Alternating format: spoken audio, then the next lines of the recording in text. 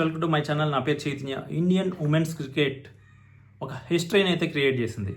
ఆ history create చేయడంలో తనదైనటువంటి ముద్ర వేసినటువంటి ప్లేయర్ జెమీమా ఇన్స్పిరేషనల్ జర్నీ గురించి మనం ఈ వీడియోలో చూద్దాం. ఎవరు ఈ జెమీమా రిడ్రోగస్? ఈ జెమీమా రిడ్రోగస్ అనే పర్సన్ ముంబైలో బాంద్రాలో వీళ్ళు ఉండేవాళ్ళు. వీళ్ళ ఫాదర్ వచ్చేటప్పటికి ఇయాన్ రిడ్రోగస్ ఒక జూనియర్ లెవెల్ కోచ్ అనమాట. అంటే జూనియర్ స్కూల్ ఏజ్లో ఉన్న పిల్లలకి కోచింగ్ అనేది ఇస్తూ ఉంటారు. జెమీమా యొక్క క్రికెట్ ప్రస్థానం ఎప్పుడు మొదలైంది అంటే తనకి 4 ఏళ్ళు ఉన్నప్పటి నుంచి మొదలైంది. అసలు ఈ పేరు ఇప్పుడు ఇంత పాపులర్ అవడానికి రీజన్ ఏంటయ్యా అంటే మన ఇండియన్ ఉమెన్స్ క్రికెట్ వరల్డ్ కప్లో ఇండియా యొక్క జర్నీ చూసినట్లయితే లీగ్ స్టేజ్లో చాలా చోట్ల మన ఇండియన్ టీం తడబడతా వచ్చింది. మొత్తానికి ఎట్టకేలకి సెమీఫైనల్కి చేరిన తరుణంలో సెమీఫైనల్ ఎలాగైనా గెలవాలి, నాకౌట్ మ్యాచ్ అది. సో ఇలాంటి నాకౌట్ మ్యాచ్లో ఆస్ట్రేలియాతో తడబడుతున్న మన ఉమెన్స్ టీమ్ ఇండియా ఏ విధంగా గెలిచి ఫైనల్కి వచ్చిందనే దాన్ని మనం చూసినట్లయితే కనుక ఆస్ట్రేలియా వచ్చేటప్పటికి 338 రన్స్ కొట్టి ఫస్ట్ బ్యాటింగ్ వాళ్ళు చేసి మన ఇండియాకి చేస్ చేయాల్సిన అవసరం అయితే వచ్చింది. 338 చేస్ చేయాల్సిన సమయంలో ఈ జెమీమా రిడ్రోగస్ అనే ప్లేయర్ తన విధ్వంసకరమైన బ్యాటింగ్, సూపర్ పేషెన్స్తో చివరి వరకు నిలబడి ఆ టార్గెట్ని చేస్ చేయడంలో కీలక పాత్ర పోషించినటువంటి వ్యక్తి. మన హర్ప్రీత్ కౌర్ కూడా బాగానే ఆడినప్పటికీ అంతకన్నా బాగా చివరి వరకు ఉండి నాకౌట్ సెంచరీ కొట్టినటువంటి పర్సన్ మన జెమీమా. అందుకే ఈ జెమీమా సడన్గా అంత వైరల్, అంత బూస్టప్ ఇచ్చింది ఆ నేమ్. సో జెమీమా రిడ్రోగస్ ఆ మ్యాచ్లో 127 రన్స్ కొట్టారు. దానివల్లే మన ఇండియా సెమీఫైనల్లో మైటీ ఆస్ట్రేలియాని బీట్ చేసి ఒక నాకౌట్ గేమ్లో 300 టార్గెట్ని చేస్ చేయడం అంటే అల్లాటప్పా విషయం కాదు. 300 టార్గెట్ మామూలు మ్యాచ్లో కొట్టడం వేరు, ఒక నాకౌట్ మ్యాచ్లో, అది ఆస్ట్రేలియా మీద ఒక నాకౌట్ మ్యాచ్లో 338 రన్స్ని చేస్ చేయడం అంటే అల్లాటప్పా విషయం కాదు. దాన్ని ఛేదించడంలో తన 127 రన్ ఏదైతే ఉందో, తన పేషెన్స్ ఏదైతే ఉందో, తనకి డ్రైన్ అయిపోతున్నప్పటికీ, తను అలసిపోతున్నప్పటికీ కూడా ఎక్కడ కూడా పట్టు వదలకుండా గ్రీస్లోనే ఉన్నారు జెమీమా రిడ్రోగస్. ఆ మ్యాచ్ తర్వాత జెమీమా రిడ్రోగస్ పేరు తెలియని పర్సన్ ఇండియాలోనే లేరు.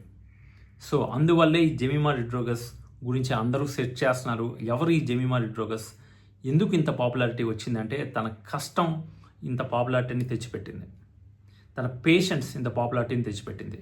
అసలు ఈవిడ యొక్క క్రికెట్ ప్రస్థానం ఎప్పుడు స్టార్ట్ అయింది అంటే 4 ఏళ్ల వయసులో తను క్రికెట్ ఆడటం అయితే స్టార్ట్ చేశారు. తన తండ్రి జెమీమా రిడ్రోగస్ యొక్క తండ్రి ఒక క్రికెట్ జూనియర్ లెవెల్ కోచ్. ఆయన ఏం చేసేవాళ్ళంటే చిన్నప్పటి నుంచే 4 ఏళ్ల నుంచే తనకి 2 బ్రదర్స్, ఆ 2 బ్రదర్స్కి తిను బౌలింగ్ చేసేది చిన్నప్పుడే. అట్లా క్రికెట్లోనే కాకుండా ఈవెన్ ఫీల్డ్ హాకీలో కూడా జెమీమా రిడ్రోగస్కి మంచి టాలెంట్ ఉంది. హాకీ టీంలో కూడా తిను ఆడారు, స్కూల్ లెవెల్లో హాకీ టీంలో కూడా తిను ఆడారు. బట్ ఫైనల్గా తన డెస్టినీ క్రికెట్ వైపుకి తిరిగింది. అట్ ది ఏజ్ ఆఫ్ 13 సంవత్సరాల వయసులో తను మొత్తానికి ఇండియన్ క్రికెట్ టీంకి సెలెక్ట్ అయ్యారు.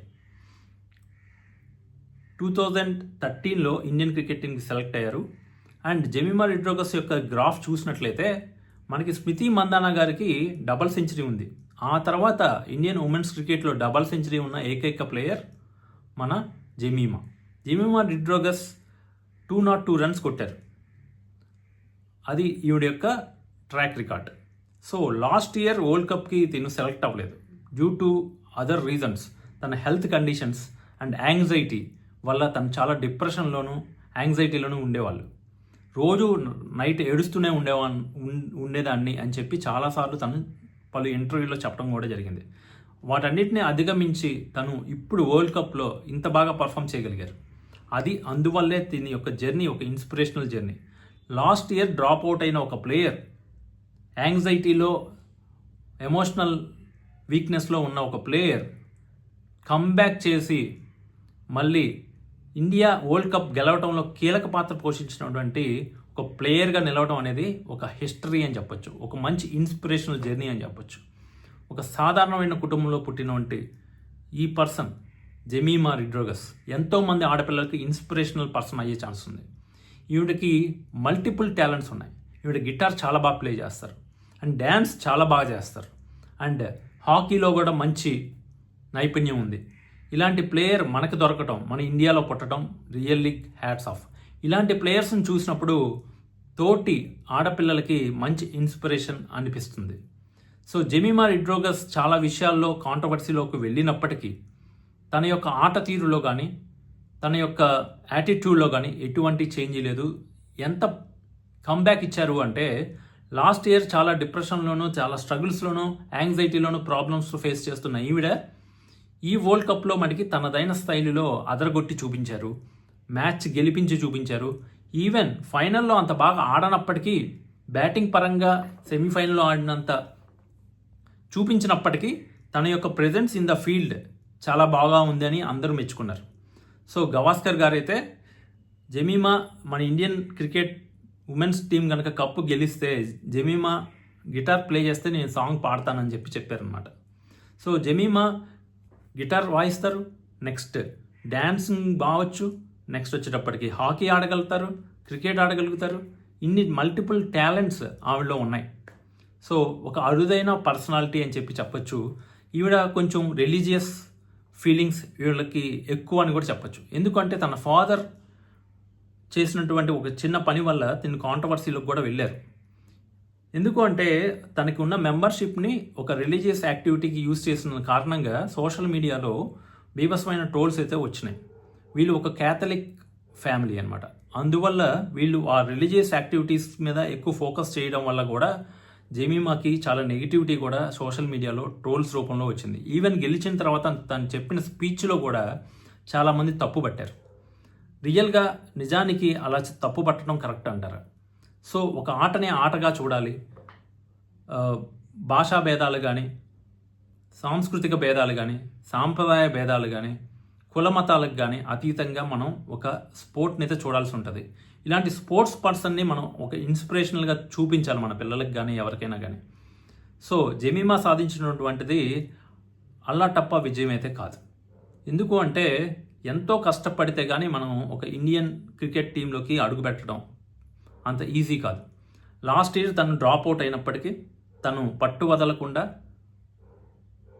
తను సూపర్గా ప్రాక్టీస్ చేసి అన్నిటినీ అధిగమించి తన పర్సనల్ ప్రాబ్లమ్స్ కూడా అధిగమించి ఓవరాల్గా ఈ వరల్డ్ కప్లో తన యొక్క సత్తాను అయితే చాటుకున్నారు.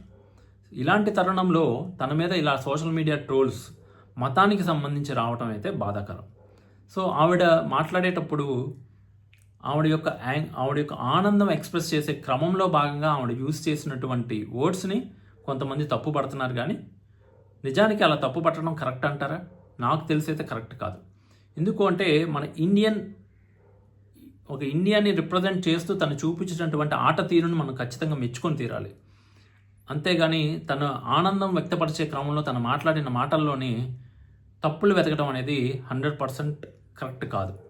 ఇంకా వేరే ప్లాట్ఫామ్స్ మీద తను చేసిన ఏదైనా కామెంట్స్కి మనం తప్పు పట్టినా తప్పు లేదు. కానీ బట్ ఒక ఇండియన్ రిప్రజెంట్ చేస్తూ ఆడినటువంటి ప్లేయర్ని మనం మతపరమైన విద్వేషంతో తనని ట్రోల్ చేయడం అయితే 100% రాంగ్.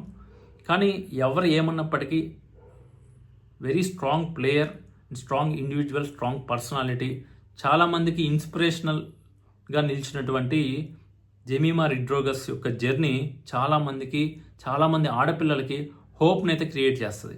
అప్కమింగ్ ప్లేయర్స్కి మన ఇండియన్ ఉమెన్స్ క్రికెట్ టీంలో చోటు దక్కించుకొని ఇలాంటి ప్లేయర్స్ ఇంకా ఎంతోమంది రావాలని మనస్ఫూర్తిగా కోరుకుంటూ హ్యాట్స్ ఆఫ్ టు జెమీమా రిడ్రోగస్.